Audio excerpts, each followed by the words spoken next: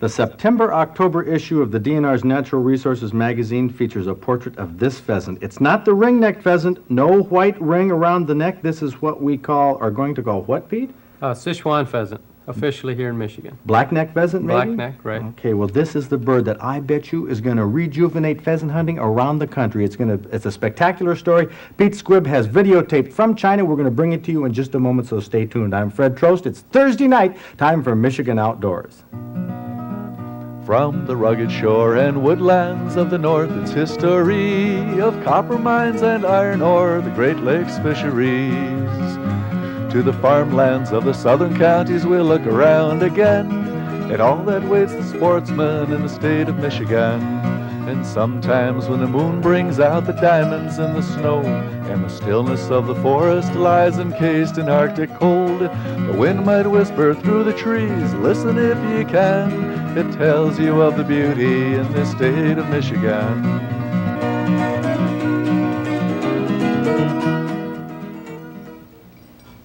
Opening day pheasant season, 1985. Pete, we took the cameras out, and frankly, we were going to show what a bust pheasant season is in Michigan anymore. And you know, as usual, we got fouled up. Every time we go out to try to catch fish or, you know, get a big bag limit or something, we come home with nothing. Believe it or not, we got 2 wild pheasants opening day. That is almost unbelievable. It is. We have it on tape right here. You're going to see it coming up in the next few minutes. In fact, when we stepped into this field, we weren't 100 yards into the field before Al Massey's German Shorthair started getting birdie. Tail started buzzing. There it is. Just a few minutes. And I was able to completely miss that bird twice. So I held up my end of the bargain. Bob Garner did down that rooster pheasant, which we expected to be a game farm bird that was released in state game areas. Wasn't. It was a wild bird. Does this mean pheasant hunting is turning itself around? No, it means you just lucked into a good area by accident. You know, this does give me the impression, though, that this has been a pretty good pheasant season. In places it has been. It's been very spotty. Overall, it's been very poor. The ring-necked pheasant, the bird that we got right here, in the heydays of Michigan in the 40s and the 50s, how many pheasants would be taken by hunters? How many roosters? We were killing over 1 million roosters a year, up to 1.75 million at one time each year. And now we're down to what, a couple 100,000? Less than 100,000. Probably 80 to 90,000, probably, I would guess. How many pheasant hunters do we have? We've dropped pheasant hunters down to probably about 150,000. So that means 1 and 2 pheasant hunters will not get a bird. Right. Generally, the way it works out is that maybe 25,000 will get all the birds. That's probably the case. But the 25,000 that did their homework. That's right. The homework we're talking about for pheasant hunting in 1985 and in the years ahead, correct me if I'm wrong, Pete, you're the DNR wildlife biologist who's been specializing in pheasants over the past few years, but I think you have to hunt the grouse cover, the wooded areas, the marshes, the thick stuff. Am I right? You got to hunt heavy cover for the birds nowadays. The birds that have been successful are the birds that are kind of a marginal land type bird.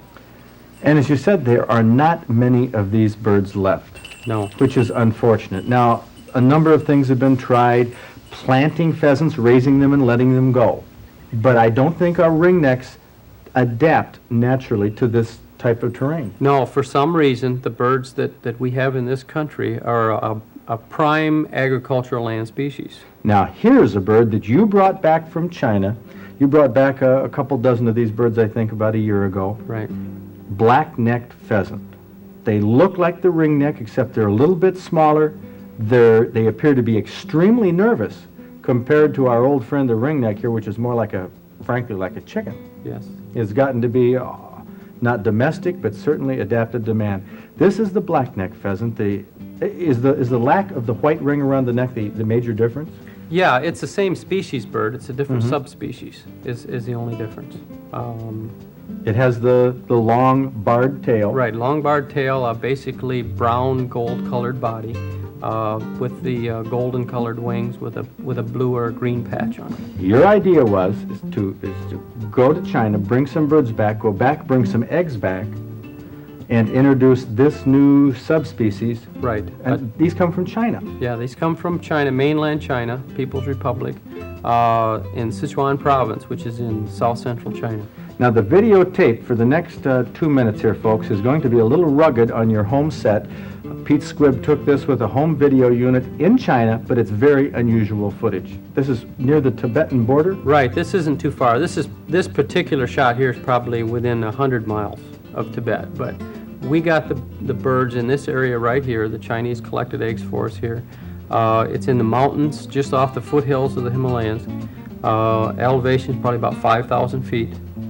As you can see, it's pretty rugged country. I don't see cornfields. I No. don't see fence rows. I see rocks. You know what this looks like? Iceland? Or looks like some parts of the Upper Peninsula where, you know, you'd never imagine pheasants would be, or the Rocky Mountains. Right. How can those pheasants live there? All I can figure is that they evolved in this country over the millions of years. They've had to adapt to whatever was there. Very similar to the white-tailed deer here in Michigan, the farm country deer. Farm country deer, that's not typical of what a white-tailed deer should be in, but they are. They've adapted well. Pheasants have done the same thing in China in extremely good numbers. Good numbers for bad. This doesn't look like what I consider ideal farming country. What is this No. fellow doing here? This gentleman is taking the face off the terraces here. These are all hand-built terraces on the slopes, and they will be planting that vertical face a little bit later on in the spring. Doesn't look like likely territory for anything. Here we have a fellow with a one-bottom plow. Right. Is this the This is the typical modern agriculture? Yeah, in that part of the country. This is extremely remote country. There's virtually no electricity, no running water. It's as far back as you can get, almost. This is the first time any foreigners have actually been in this part of China. How many pheasants actually live there? I mean, here, this is a nest? Yeah, this is a nest. In the nesting season, prior to nesting, the birds are, from what I could see in surveys I did, were from 80 to 150 birds per square mile, which is as high or higher than what they ever were in Michigan, even in the heyday. That's unbelievable. They make these nests like, it looks like ospreys or Right. eagles. This is a nest that was brought in by one of the kids. They hollow them down in the ground and they line them with twigs, leaves, whatever they can find. A totally different breeding habit than our Michigan ringnecks and Midwestern ringnecks that live in the alfalfa fields and breed in the alfalfa fields. The locals brought in eggs for you? Right, the locals did. This is an example. This gentleman brought these eggs in. His kids had found them. He brought them in a hat. But they eat everything over there. This is a shot, correct me if I'm wrong, of a cow that died the night before? Right, this was a cow. There's no refrigeration there since there's no electricity, so everything has to be dried. All handmade, all dried. Spaghetti? Spaghetti, noodles, Noodles? yeah. Corn? Corn. This is seed corn that's been collected last fall, was dried, and then was going to be planted this spring. It's unbelievable that with the, oh, here, this is a modern facility. Right, this was the township director's office. Light bulb, there's a light bulb. Yeah, light bulb, a 30-watt light bulb. All the electricity there that they do have is 220. Low amperage.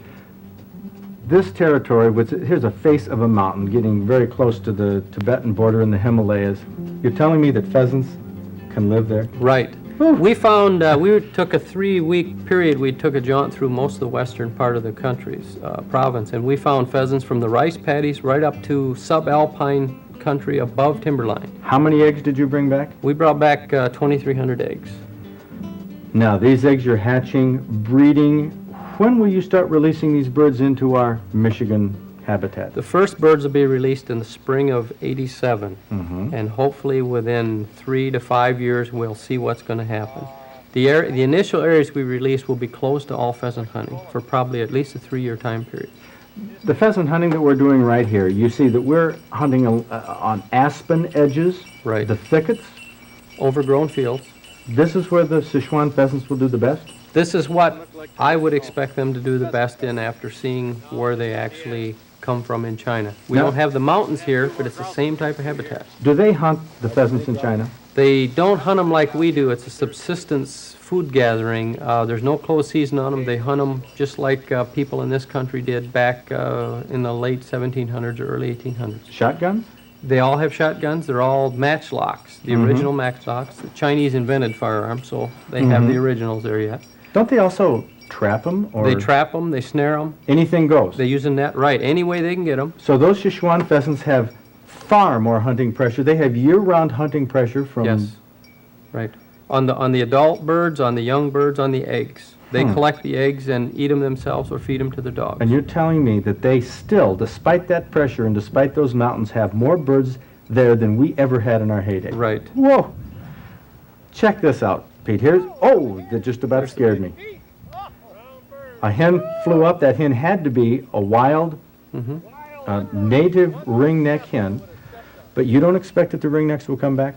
I don't think they'll probably come back, but they're not going to come back to what they were. If we killed 200,000 or 300,000, maybe 400,000 roosters again of ringnecks, we'll be lucky. Maybe a fifth or a tenth even of Right. what was killed years ago. Now, here is the second rooster that we got on opening day. This is in a marsh. That bird's feet had to be wet where it's sitting right now. The dog is pointing, camera's rolling, we're moving in on it. This is one of these rare moments, one of the last, maybe last wild Michigan roosters. Here it goes. Where this bird is typical of where the Szechwan pheasants are found. There we Long, go. overgrown field edges. They're a brushland type bird. They use that fringe brushland. They'll use the openings, but very limited. Will the Szechwan birds interbreed with our ringneck? Yes, they will. Will that be bad or good? I don't know if it'll be bad or good, but what we're looking at is at the end, whatever bird survives that is producing well and making a lot of pheasants for Michigan, it doesn't matter what kind it is. We're going to be better off. That's right. I think, Pete, you've turned my attitude around. In a way, of course, I don't think our ringnecks are going to come back, but I think this program, what you've done, going over to China, bringing the eggs back, bringing the birds back, I'm excited. I think it's going to do it, not just in Michigan, but probably around the Midwest. It has the potential, and all of us that are involved with this have been excited from the start. These birds, and when you see these birds, you can't help but be excited with them. Well, we were pretty excited over the two native ringnecks we got opening day, but I think maybe 10 years from now, the ringnecks might be rare and replaced with the Szechwan birds. Right. We would hope so. That sounds great to me. I think that's the first good news, the best news I've heard. Pete, I don't know whether to thank you for all of this or congratulate you. I don't think congratulations are too early. Well, we'll see how it goes. We're not really looking for congratulations. We set out to try to provide some additional hunting opportunity for the small game hunters. We think this is going to do it. Thanks a bunch. You've given us hope, which is a lot more than we've had. Now, we're going to go over, Pete, and we're going to check out our weekend forecast. Who knows? Maybe 10 years from now, I'll be reporting on pheasant hunting in the Upper Peninsula. It could very well happen. The fishing, the hunting, it looks like this is going to be a great year for you to get your name and your picture in our trophy book. I keep telling you, this is the time to go fishing. October is tops. Look at this 20-inch smallmouth bass that Phil Harmison from Traverse City caught in West Grand Traverse Bay. The date, October 26th, exactly a year ago this week. You know, I wish I didn't have so much hunting to do, or I'd be out there too. Do largemouth bass turn your crank? Hey, if you're a largemouth fan, follow in the footsteps of Ed Dyer of Grand Rapids. The last few days of September, he was casting a jig and pig on Green Lake. That's up in Grand Traverse County. Caught himself a 21.5-inch big mouth that weighed 6 pounds, 10 ounces. I bet he had that lake almost to himself. And on the same day, September 28th, Dave Gould from Stockbridge was trolling a Rapala with 8-pound test line in Lake George. That's the Lake George up in Chippewa County in the UP. How about that for a trophy? 50 inches long. It's a Great Lakes muskie that weighed 36.5 pounds. This almost makes you want to wet a line for a few hours, doesn't it? You want to catch big perch? Geraldine Toner from Niles was dunking a night crawler in Lake Gogebic, that very productive perch and walleye lake in the UP's Gogebic County. 14.25 inches puts this 1 pound, 14 ouncer in the trophy book. Can you imagine the little one she caught that day? That was on October 2nd. But here is what most sportsmen have been thinking about, dreaming about, and spending their hours pursuing: white-tailed deer. Mel McNutt from Emmett bagged this 11-point with his bow on October 20th, the opening day of pheasant season. He says that's one of the best days of the year for bow hunting because pheasant hunters get the bucks moving. This 11-pointer earns Mel a 1985 Stroh's Big Buck Award. Too small for an award, a 6-point, but big enough to brag about. This was 13-year-old Doug Nagel's first deer. He was hunting south of Houghton Lake on October 5th, a real accomplishment that puts Doug Nagel from Brighton in our spotlight as our Michigan Outdoors Hunter of the Week. Another reminder, too, about tree stands. Terry Moore, who's president of a community hospital consortium up in mid-Michigan, tells me that hunters hunting out of tree stands really should be wearing some sort of safety belt or harness. Last year they had 2 hunters that fell out of their tree stands in the hospital that are now both paraplegics. Antlerless permits are in the mail. If you haven't got them yet, you probably did not get an antlerless permit. And this week's outdoor reminder that hunter orange is mandatory. It is the law on both public and private lands. If you have questions about hunter orange, the laws, any facet of deer hunting, make sure you show up at our Deer Hunters Workshop. We'll highlight that in the outdoor calendar, Bob. Deer is on everybody's mind right Sure now. is. I have a question for you in the mailbag. Scott Hodgson from Davison says, I am 8 years old, would like to know if it is legal for me to sit in a deer blind with a licensed hunter. I realize that 16 years old is the firearm limit, but I would still like to go and participate, even if it is just watching. Well, Scott, that's good news. By the way, 14 is the minimum age Right. for firearm license, but yeah, you can go observe with your grandpa, your dad, or anybody. Just remember to be quiet or they may not invite you Yeah, back. that would be the best thing to do. Letter for you, Fred, from James Cody of Munising. If a whitetail buck has a non-typical rack 1 year, will it grow another non-typical rack the next year? I am pretty sure it will. That's what Leonard Leroux says in the Deer of North America. We also, by the way, have an article in our Outdoor Digest by Leonard Leroux on antlers. This will be the last week we're offering this particular digest, so make sure you write in if you want to get the articles and everything. Antlers, an interesting thing, fascinates every deer hunter. We're going to be coming back with some news about a new organization, the Michigan Big Game Hunters Association, in just a moment. But first, let's see if you can answer this question in our outdoor quiz. Most bow hunters use bows that average a 60-pound draw weight. What is the heaviest draw weight compound bow ever pulled? On May 15, 1983, at the Bow Hunters Nationals in Aurora, Illinois, Scott Hunsicker of Topeka, Kansas, set the world record by pulling a 195-pound Jennings compound bow. Someday, maybe someday, I'm going to be here holding a rack on Michigan Outdoors that I got. That would be a pleasure. Although it's really nice to be with folks who get big deer like this. Gary Hall, you are the holder of you were the state record holder? Yes, with this buck right here. This buck was the state record bow kill Right, 1980. until 1980. Okay, I that, killed the buck in 1980 and went through till 84. until 84, when you were unseated. So this is now number 2. What is this buck? This is number 5. I killed this one in the same cornfield 2 years later, a non-typical in the same cornfield. This was rated number 5 non-typical in Michigan for bow kills. Is this a widely known cornfield? It's about 250 acres. Everybody knows it's there. Is that right? Wow, well this is something. What we're doing here is a little deer season psych-up, and I tell you, this really gets me going with Glenn Williams. Glenn, you are the president of the newly formed Michigan Big Game Hunters Association? That's correct. And this is the kind of big game you're talking about. We will show the state of Michigan many, many big heads like this. Okay, there are a number of organizations that have record-keeping systems, Safari Club, commemorative bucks. There's other big game organizations like the Bear Hunters Association, the Turkey Federation. You're going to encompass all of these species in your... Yes, deer, bear, elk, and turkey. Okay, now, what I want to tell you folks is that each of these heads has a tremendous story behind them. Each one. This, of course, your story of the state records. Let's move down a little bit. What is that head that you're holding there, Glenn? This is John View's deer. This is Boone and Crockett head that was shot in 1983. You had this on a show before it was mounted. That's right. This was on Michigan Outdoors, a winner of our Big Buck Night. What are these antlers in front? These antlers are prior drop-offs from this deer in prior years, and there's a pretty good story behind that. That's amazing. That these would be found in the woods. They were found 10 miles apart from each other, believe that. But they do match. They sure There's a do. story we're going to get into. Let's get down to these. Give us a hand down here. Gary, these deer are the kind that really excite me. You like these kind of heads? Yeah, tremendous. I like shooting non-typicals. Of course, I shot that one at 23 point. I'm a non-typical man. These are what we call a non-typical deer. Which one scores bigger? Which one is better in the record book? So on the eyes of the beholder, this one here was shot with a muzzle loader. So it's a state record, okay? Look at that drop time. If you want to notice right on this buck that's here, growing out of the comes eye. right out of the eye socket. Wow. This is about as non-typical as you can get. What about this deer here? This deer was shot up in the UP here a few years ago. Double drop tines, they're about as big a drop tines you're ever going to find. Well, Glenn and Gary, you have lots of stories about deer. You guys have scored more deer, I think, almost than anybody in the state. That's correct.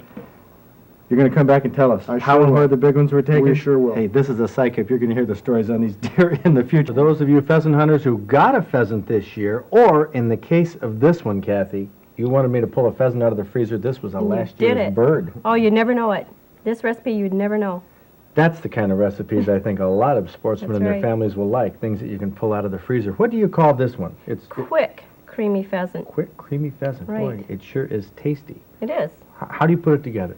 Very easy, just like the recipe says. Just a few ingredients. We got mushroom soup, some cream, just for a little bit of thickening, and it does give it a sweet taste, I think. A little bit of sherry. Mm-hmm. And your pheasant cut up, and that's That's it. it? That's it. Like I said, it was quick, and it's easy.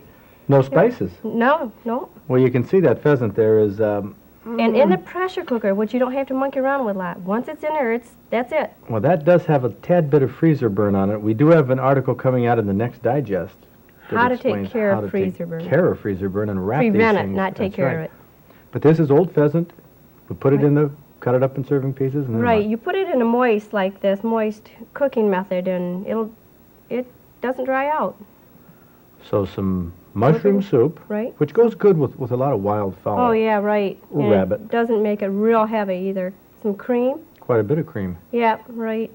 And like I say, it gives just a little bit of a sweet taste, and just a little bit of sherry, which it cooks out. You don't even It does. taste it. Can you taste it, Bob? No, that's a light sherry, though. It That's is. not a... That's not right. Not a real heavy taste. Stir around just a little bit, and put your lid on. Cook it for a half hour. Now that kind of surprised A me. half an That's hour? right. At 15 pounds pressure. Well, that explains, why this is so tender. That's right, and moist. And why it falls apart. You can see here on this plate, right here, that this is a part of the leg or the breast, I think, but it just comes right apart. I mean, it falls right apart, but a half hour in the pressure cooker. It should. That's right. Well, what's your analysis, Bob Garner? Well, as far as pheasants go, I don't think they're my number one game bird preference. But For as far eating? as this, for eating, I like grouse and things like that, too. But as far as a recipe goes, this is dynamite, because pheasant somebody always cooks it too dry. Well, and this is not dry. I've told you, you skin your pheasants, and I Oh, pluck no, them. that's got nothing to, that's got Oh, it nothing has to do everything with to do with it. You What do put you think, bacon Kath? over it. Hey, I doesn't- put it in the pressure cooker. Put it in the pressure cooker. You bring it to me and I'll cook it. That's right. Bob and I will never get this thing settled. Which You're is wrong, better. that's I'll cook why. them both. Oh, plucking is by far the best way. We'll have to settle this another time. Yes, please. Well, what do you call the recipe, Kath? Quick, creamy pheasant. Quick creamy pheasant. Bob, why don't you tell the folks how they can get a copy? Where this bird is typical of where the Szechwan pheasants are found. we Long, go. overgrown field edges. They're a brushland type bird. They use that fringe brushland. They'll use the openings, but very limited. Will the Szechwan birds interbreed with our ringneck? Yes, they will. Will that be bad or good? I don't know if it'll be bad or good, but what we're looking at is at the end, whatever bird survives that is producing well and making a lot of pheasants for Michigan. In a way, of course, I don't think our ringnecks are going to come back, but I think this program, what you've done, going over to China, bringing the eggs back, bringing the birds back, I'm excited. I think it's going to do it, not just in Michigan, but probably around the Midwest. It has the potential, and all of us that are involved with this have been excited from the start. These birds, and when you see these birds, you can't help but be excited with them.